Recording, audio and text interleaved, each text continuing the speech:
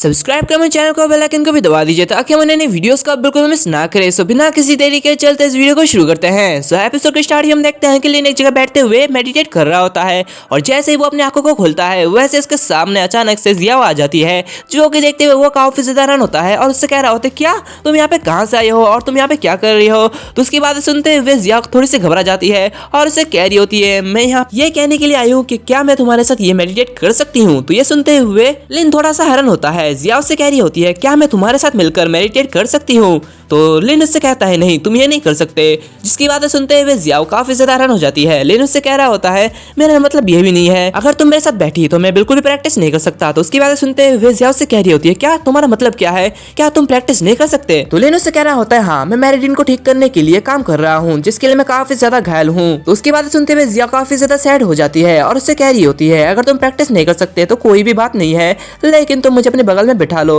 मैं यहाँ पर ही बैठे रहूंगी। तो लिन उससे कह रहा होता है क्यों, आखिर तुम यहाँ पे क्यों रहना चाहोगी। तो जिया उससे कह रही होती है क्योंकि यहाँ की खुशबू काफी अच्छी है और तुम बहुत ही ज्यादा अच्छे हो। तो उसकी बातें सुनते हुए लिन उससे कह रहा होता है क्या ये तुम क्या कह रही हो, क्या तुम मुझे खाना चाहती हो। तो जिया उससे गुस्से से कह रही होती है नहीं मैं ऐसा क्यों करूंगी, तुम क्या बकवास कर रहे हो। तभी वहाँ पे बांग आते हुए कह रहा होता है लिन मुझे लगा कि तुम एक अच्छा आदमी हो लेकिन तुम तो ठरकी हो, तुम ये क्या कर रहे हो, तुम्हें अपना लाइफ बचाने के लिए उसे धन्यवाद करना चाहिए, उसने तुम्हारी जान बचाई है। तो ये सुनते हुए लिन काफी ज्यादा हैरान होता है और कह रहा होता है क्या मेरी जान किसने बचाई है। तो वांग उससे कह रहा होता है जब हम उस चट्टान के पास पहुंचे थे तो आप इसके नीचे थे और अगर ये छोटी लड़की तुम्हें नहीं मिली होती तो तुम मर चुके होते, इसने ही तुम्हें बचाया है। तो ये सुनते हुए लिन जिया से कह रहा होता है क्या तुम्हें कैसे पता चला कि मैं उसके नीचे था। तो जिया से कह रही होती है मुझे अचानक कोई संदेह हुआ इसलिए मैं वहाँ पे बिना किसी सोचे समझे चली गई और मुझे ये महसूस हुआ कि वहाँ पे तुम हो। तो ये सुनते हुए लिन काफी ज्यादा खुश होता है और उससे कह रहा होता है तो ये बात थी, थैंक यू, मैं निश्चित रूप से तुम्हारा कर्ज वापस चुका दूंगा। तो उनका ऐसा बात करते हुए देख उनके मास्टर यानी कि यून जेन उन लोगों से कह रहा होता है अगर तुम्हारे पास ये चैट करने का समय है तो उस समय का यूज तुम अपने ट्रेनिंग में दो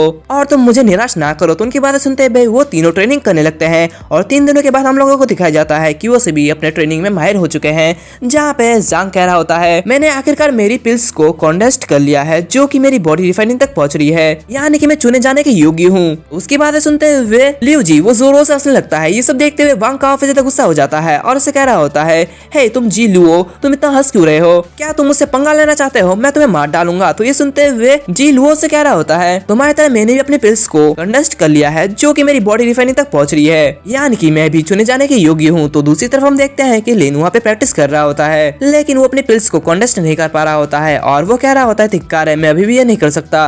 और ये कहते ही वो अपने मन में कह रहा होता है मैं फिर से फेल हो चुका हूँ, कुछ दिन बीत चुके हैं लेकिन फिर भी मेरी चोट ठीक नहीं हुई है, इस दर पर मेरे पास खुद को बचाने की कोई भी एबिलिटी नहीं है या फिर मेरी दुनिया में लौटने की कोई भी उम्मीद नहीं है, मैं क्या करूंगा। पूरे डीमन कबीले में सबसे मजबूत होने का क्या फायदा है जब मैं कुछ कर ही नहीं सकता। कि तभी अचानक से उसके पीछे जाओ आ जाती है और उससे कह रही होती है क्या ये तुम क्या कह रहे हो। उसे अचानक से आते हुए देख लिन काफी ज्यादा घबरा जाता है और उसे कह रहा होता है क्या तुम्हें कैसे पता चला कि मैं यहाँ पे हूँ। तो उसकी बातें सुनते हुए जिया से कह रही होती है मे भी शायद ये मेरा कोई इंट्यूशन है, एनीवे मुझे माफ कर दो, मैं हमेशा से तुम्हें ढूंढने के लिए आती हूँ, तुम सही में घायल हुए हो इसलिए तुम अपने आप को मजबूर ना करो, शांत रहो और अपने चोट पर ध्यान दो। तो उसकी बातें सुनते हुए लिन उसे घूर रहा होता है, जो कि देखते हुए जिया उससे कह रही होती है क्या तुम मुझे घूर क्यों रहे हो, क्या तुम्हें लगता है कि मैं बहुत ही ज्यादा खूबसूरत हूँ। तो लिन उसे कह रहा होता है क्या तुम अचानक ये क्यों पूछ रहे हो। और वो अपने मन में कह रहा होता है हाँ ये तो बहुत ही सीधा सवाल है, ये तो वास्तव में काफी ज्यादा खूबसूरत है। जिया उससे कह रही होती है मेरी मौसी ने मुझे कहा था कि अगर कोई मुझे घुरे तो ये पूछने के लिए वेल ये बहुत ही ज्यादा इंपॉर्टेंट क्वेश्चन है तो इसलिए इसका आंसर तुम्हें देना चाहिए। तो उसकी बात सुनते हुए लिन उससे कह रहा होता है हाँ मुझे लगता है कि तुम अच्छी दिखते हो। तभी वहाँ पे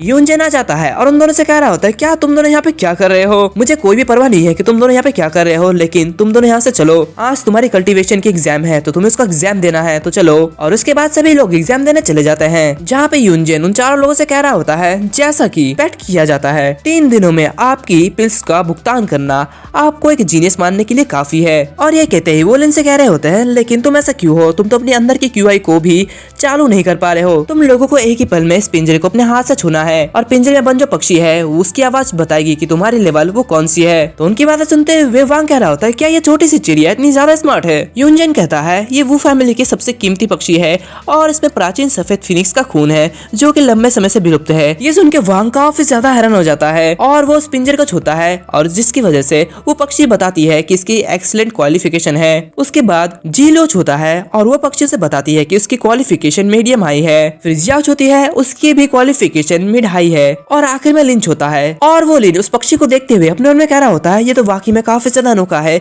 इस छोटे से पक्षी की खुशबू ये बहुत ही ज्यादा फेमिलियर से लगती है। और जैसे ही लिन अपना हाथ आगे बढ़ाता है वैसे ही वो जो पक्षी होती है वो एकदम शॉक में चले जाती है, जो कि देखते हुए यूनजन उसे कह रहा होता है चिड़िया बिल्कुल चुप है, तो इसलिए तुम्हारी ये जो योग्यता है ये बिल्कुल खराब है। ये सुनते हुए लिन कह रहा होता है क्या ऐसा कैसे हो सकता है, और वो अपने मन में कह रहा होता है ये सफेद से चिड़िया ये मेरे अंदर के सफेद आंखों वाली फिनिक्स की स्वॉर्ड की सूत्रा से डरती है जो कि मेरे अंदर बह रही है। ऐसा हो सकता है कि ये ब्लैक फिनिक्स से रिलेटेड है। और फिर हमें 3 दिन का बाद का सीन दिखाया जाता है जहाँ पे लिन और जुओ दोनों ही पहाड़ी की चोटी पे बैठे हुए होते हैं, जहाँ पे जो से कह रही होती है वो सफेद से चिड़िया व्हाइट फिनिक्स की वंशज है और ऐसा लग रहा है कि वो आपसे डर गई थी। तो लिन उससे कहता है क्या ये तुम कैसे कह सकती हो। जिया उससे कह रही होती है मैं पहाड़ में पली बड़ी हूँ और मैं पक्षी और जानवरों की भावना को समझ सकती हूँ। तो ये सुनते हुए लिन काफी ज्यादा हैरान होता है और उससे कह रहा होता है क्या पहाड़ों के बीच में तुम इन जंगली जानवरों के बीच में अपने दम पर कैसे जीवित रह सकते हो। जिया उससे कह रही होती है मुझे मेरी चाची ने पाला था, जिन्होंने कहा था कि मैं मूल रूप से एक बड़े परिवार की महिला थी, लेकिन किसी कारण से उन्हें उनके परिवार से निकाल दिया गया, इसलिए वो मुझे अपने साथ लेके आ गई और वहाँ से भाग निकली। तो लिन उससे कहता है क्या तुम ये जानती हो कि तुम कौन से परिवार से हो। मेरी चाची ने मुझे ये नहीं बताया, उन्होंने केवल इतना ही कहा कि उन्हें उम्मीद थी कि एक दिन मैं अपने परिवार का नाम वापस ले लूंगी। तो लिन उससे कहता है तो तुम पहाड़ों में बड़ी हुई हो